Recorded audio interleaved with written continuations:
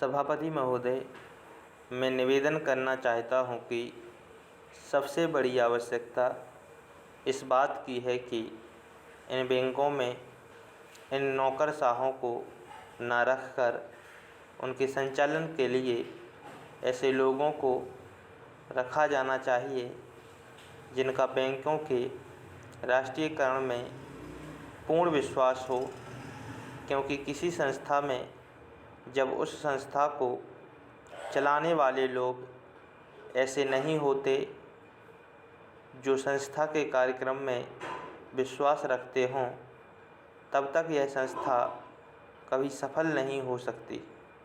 मेरा कहना यह है कि हमारे देश में सार्वजनिक उपक्रम जो असफल है, उसका सबसे बड़ा कारण यही रहा है। जितनी भी असफलता हुई है, उसका कारण हमारी नौकरशाही रही है, जिस नौकरशाही को समाजवाद में बिल्कुल भरोसा नहीं है, उसका सदा बोलबाला रहा है। इसका परिणाम यह रहा है कि एक ओर तो इस देश में छोटे छोटे मामलों में बराबर देरी होती गई है, निर्णय नहीं लिए गए हैं, और दूसरी ओर उसके होने वाले लाभों से गरीबों को दूर रखा गया है। बैंकों के राष्ट्रीयकरण के बाद इस बात की आवश्यकता है कि बैंक गांव में जाते। आज तो बैंक एक तरह से शहरों के एकाधिकार हो गए हैं, जिसके कारण वहीं पर सारे उद्योग पनपते जा रहे हैं। शहरों की जनसंख्या बढ़ती जा रही है। अलग अलग तरह की समस्याएं उत्पन्न हो रही हैं। उनको दूर करने के लिए आपके बैंकों को गांवों के अंदर जाना पड़ेगा। इसके लिए सरकार को कदम उठाना पड़ेगा और निश्चित तरीके से योजनाएं बनानी पड़ेंगी।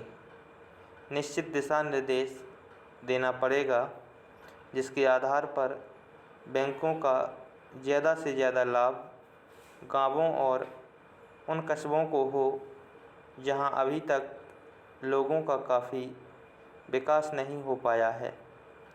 सभापति जी, सांप्रदायिकता और जातिवाद इन दोनों के विरुद्ध सभी राजनीतिज्ञ हैं, और जो इन दोनों से लाभ उठाना चाहते हैं, कम से कम मौखिक रूप से तो वह भी यही कहते हैं कि सांप्रदायिकता बुरी है, जातिवाद बुरा है।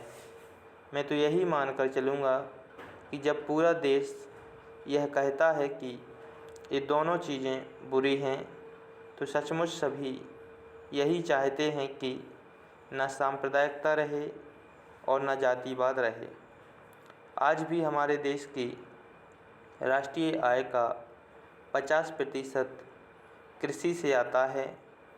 हमारे देश के कुल निर्यात के सामान में 70% कृषि उत्पादन की चीज़ें शामिल होती हैं।